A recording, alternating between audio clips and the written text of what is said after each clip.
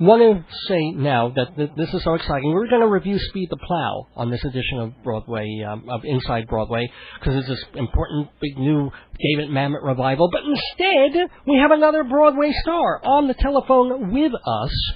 She's been on the show before, just a few months ago, talking about Golda's Balcony that she was doing. Now she's in an off-Broadway hit, such a hit, ladies and gentlemen, that it was sold out. They extended it a little more, and now I think they're even trying to bring it to Broadway. It's a play called Irena's Vow, and it stars our special Inside Broadway guest, Tovah Feldshuh. Tovah, welcome to the neighborhood again. Thank you, David. How are you? Thank God I'm good, and how are you? I'm glad to have gotten home from the evening show. We did 4 in 24 hours, so it's been very exciting at the Rose Nagelberg Theater of the Baruch Performing Arts Center on 25th between 3rd and Lexington, where Irena's Vow is now playing through November 25th. Fall Theater Mania. Do I sound like enough of an ad for this? Well, it's not only... Try everybody saying the Rose Nagelberg Theater in the Baruch Performing Arts Center. Oh, come on. I was so glad that we could find a Polish Catholic in the Baruch Performing Arts Center. So tell people about Irena's Vow, first of all. The most important thing is that Irena's Vow is a true story about a young Christian rescuer who saved the lives of 12 Jews and an infant Jewish boy by hiding them in the cellar of the highest-ranking German officer in Tarnopol, the Ukraine, during the war. She hid them for 2 years, and they all survived. Every single one. Her plaque is right next to Oscar Schindler's on the Walk of the Righteous in Israel, and her name is Irena Gut-Opdyke, and she was 17 when the war broke out, and she saved these people between her 17th year of life and her 21st year of life. And it is an example of how ordinary people under extraordinary circumstances can do extraordinary things. Now, do you play her at that age? I play her at 70 and 17. Oh, okay. And was that a challenge? Yeah.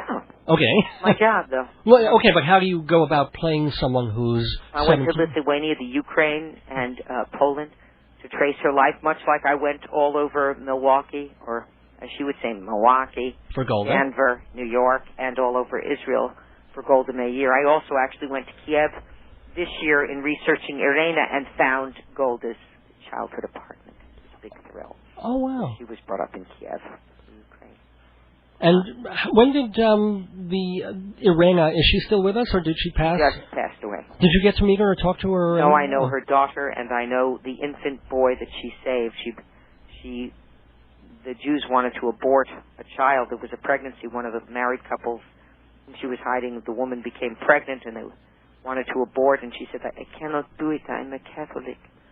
And they said, this isn't a matter of religion. This is a matter of life and death, 13 lives to be exact.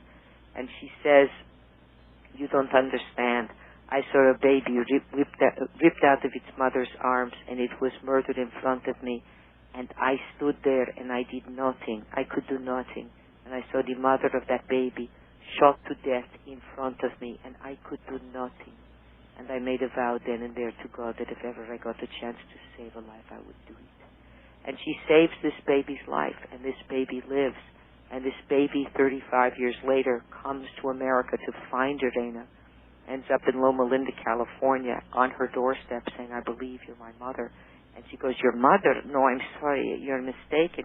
No, there's no mistake. I said, perhaps your mother has the same name as mine, but I only got one daughter. If I had a son, I think I would have noticed. He said, no, it's I who have two mothers, one who gave birth to me and one who gave me my life. Who gave me my life. Wow.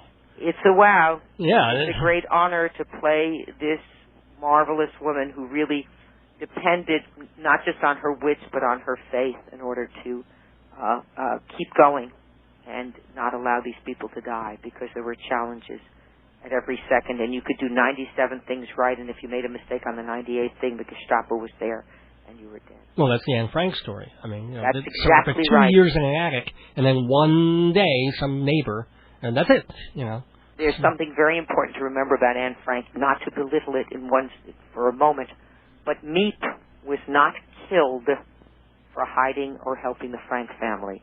Inside Le Gouvernement Général, which was the area of Poland that the Reich dominated, if you helped a Jew, it was punishable by death. And they would hang you in the town square along with the Jews you helped, and they would hang your wife and your children. So you and your seed would be eliminated for helping a Jew. So it's pretty rough. So Irena knew darn well that by helping these people, by hiding them, that what she was doing was punishable by death. Wow. It was a wow.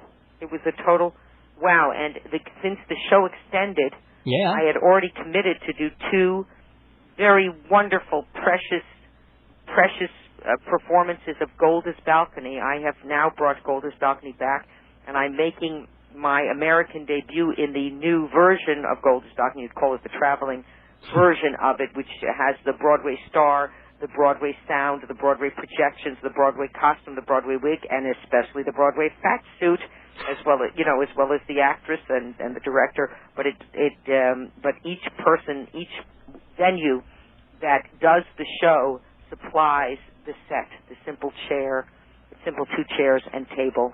I bring the telephone. We have a very, very simple set.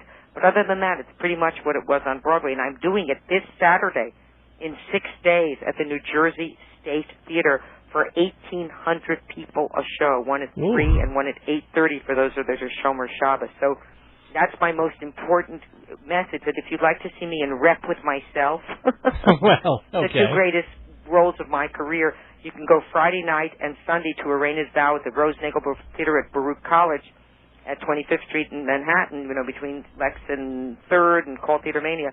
But you can go on Saturday to the New Jersey State Theater, this gorgeous theater in New Brunswick, and you just go 732-246-SHOW.